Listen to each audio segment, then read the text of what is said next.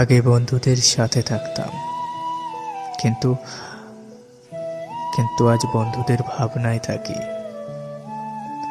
আগে মারামারি ঝগড়া করা প্রতিদিনের কাজ ছিল, কিন্তু আজ একবার ঝগড়া হলেই সম্পর্ক ভেঙে যায়। আগে ছোট ছোট ব্যথা পেলেই কষ্ট পেতাম, কিন্তু আজ আজ হৃদয়টা ভেঙে দুইখান করে দিলেও নিজেকে সামলায় নিতে পারি।